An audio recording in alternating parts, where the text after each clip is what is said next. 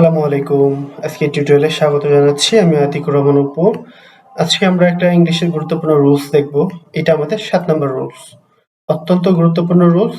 Competitive পরীক্ষায় এই rules থেকে অনেকবার পরীক্ষা আসছে। আমরা এই রুলসটা খুব ভালো করে শিখব। মনে রাখার কৌশল হলো প্যাড। প্রিতে প্রিপোজিশন পসেসিভ, এতে আর্টিকেল অ্যাডজেক্টিভ, ডিতে হলো ডিটারমিনার। প্যাডের পরে যদি একটা শব্দ থাকে তাহলে সেটা হবে আমার অবশ্যই নাউন।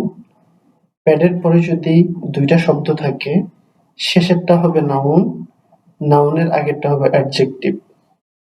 প্যাডের পরে যদি তিনটা শব্দ থাকে তাহলে শেষেরটা হবে আমার নাউন, তার আগেরটা হবে অ্যাডজেক্টিভ, তার আগেরটা হবে অ্যাডভার্ব। আমরা অনেকেই ডিটারমিনার গুলো চিনি না, তো সাম ডিটারমিনার্স এখানে আমি একটা বক্সে লিস্ট করে দিয়েছি।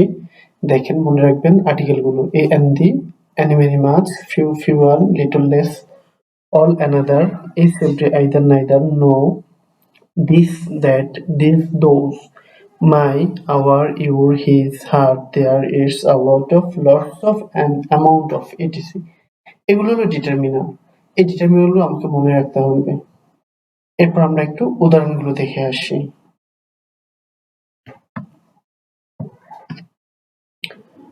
আচ্ছা, কয়েকটা উদাহরণ দেখে আসি। দেখেন, he lives in Dhaka, he reads in Dhaka university, he is a Dhaka university student. খেয়াল করুন, তিনটা বাক্য। এখানেও ঢাকার নিচে আন্ডারলাইন করা, এখানেও ঢাকার নিচে আন্ডারলাইন করা, এখানেও ঢাকার নিচে আন্ডারলাইন করা। কিন্তু বাক্যের ব্যবহারের কারণে ঢাকাটা কোথাও নাউন, কোথাও অ্যাডজেক্টিভ, কোথাও অ্যাডভার্বের কাজ করবে। আমরা যদি স্বাভাবিকভাবে চিন্তা করি ঢাকা হলো একটা স্থানের নাম, সেটা অলওয়েজ নাউন এবং এটা অলওয়েজ প্রপার নাউন। কিন্তু আসলে কিন্তু তা নয়। আপনি একটু বাক্যটা খেয়াল করেন, হি লিভস ইন ঢাকা। দেখেন এখানে আমি ইন পেয়েছি, ইনটা হলো আমার প্রিপোজিশন, আমার প্যাডের রুলস। প্যাডের দেখেন, আমি একটু দেখে আসি যে প্যাডের রুলস। প্যাড কি বলে যে প্যাডের পরে যদি একটা নাউন পাওয়া যায়, একটা শব্দ পাওয়া যায়, তাহলে সেটা হবে নাউন। দেখেন এখানে আমি প্রিপোজিশন ইন পেয়েছি, এরপরে একটা শব্দ পেয়েছি, তাহলে আমার এই ইনের পরে ঢাকাটা হবে নাউন। এবার খেয়াল করেন, he reads in Dhaka university. এখানে আমি প্রিপোজিশন ইন পেয়েছি, এরপরে দুইটা শব্দ, একটা ঢাকা, একটা ইউনিভার্সিটি। শেষেরটা হলো আমার নাউন, নাউনের আগে এই ঢাকাটা হয়ে গেল অ্যাডজেক্টিভ।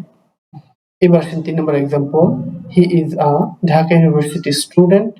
এখানে আমি আর্টিকেল পেয়েছি, আর্টিকেলের পরে তিনটা শব্দ পেয়েছি, শেষেরটা আমার নাউন, নাউনের আগেরটা অ্যাডজেক্টিভ, অ্যাডজেক্টিভের আগেরটা হলো ঢাকা। এই বাক্যের ভিতরে ঢাকাটা হলো অ্যাডভার্ব, এই বাক্যে ঢাকা হলো অ্যাডজেক্টিভ, এই বাক্যে ঢাকাটা হলো নাউন। এইবার আসেন ৪ নম্বর উদাহরণ, বাট মি নো বার্ডস। এখানে আমি নোটা পেয়েছি, এটা হলো আমার ডিটারমিনার। কি করে বুঝলাম? ডিটারমিনার লিস্টটা চেক করলে আমি বুঝতে পারবো নোটা ডিটারমিনার। এরপরে একটা শব্দ বার্ডস, তার মানে এটা হলো নাউন। কিন্তু দেখেন, বাট আমরা সাধারণত মনে করি এটা একটা কনজাংশন, তাই না? কিন্তু এই বাক্যে হয়ে গেল আমার নাউন। এই যে আমি যতগুলো উদাহরণ দিয়েছি, এগুলো কম্পিটিটিভ এক্সামে কিন্তু আসা প্রশ্নগুলো আপনাদেরকে আমি দিচ্ছি। এগুলো ভালো করে প্র্যাকটিস করবেন, এই 10টা পড়লেই হবে। Life is but a walking shadow. দেখেন, ওয়াকিং দেখলে মনে হয় যেন এটা একটা ভার্ব, ভার্বের সাথে আবার আইএনজিও যোগ করছে, তাই না? কিন্তু এখানে দেখেন, এটা আমি কি পেয়েছি? আর্টিকেল। এরপরে কয়টা শব্দ? দুইটা শব্দ। শেষেরটা নাউন, তার আগেরটা adjective. He is a very good student. দেখেন, আমরা জানি very automatically by default adverb, কিন্তু রুলস কি বলে? এই যে দেখেন, এখানে আমি আর্টিকেল পেয়েছি, এরপর তিনটা শব্দ, শেষেরটা হবে আমার নাউন, তার আগেরটা হবে আমার অ্যাডজেক্টিভ, তার আগেরটা হবে অ্যাডভার্ব।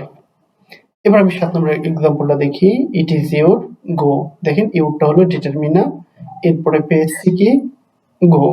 গো দেখলেই মনে হয় যেন এটা একটা ভার্ব, কিন্তু এই বাক্যে ডিটারমিনারের পরে একটি শব্দ, দ্যাটস ওয়াই গোটা হলো noun. Is it a he or a she? দেখেন, এই যে এ পেয়েছি, এটা হলো আর্টিকেল, একটা শব্দ, noun. He worked for a while. দেখেন, এখানে আর্টিকেল পেয়েছি, একটা শব্দ, এটা হবে noun. Analyse the above sentence. এখানে আমি দি পেয়েছি, এরপরে দুইটা শব্দ, শেষেরটা নাউন আর তার আগেরটা হবে অ্যাডজেক্টিভ। এইটা ছিল আসলে আমাদের আজকের ক্লাস।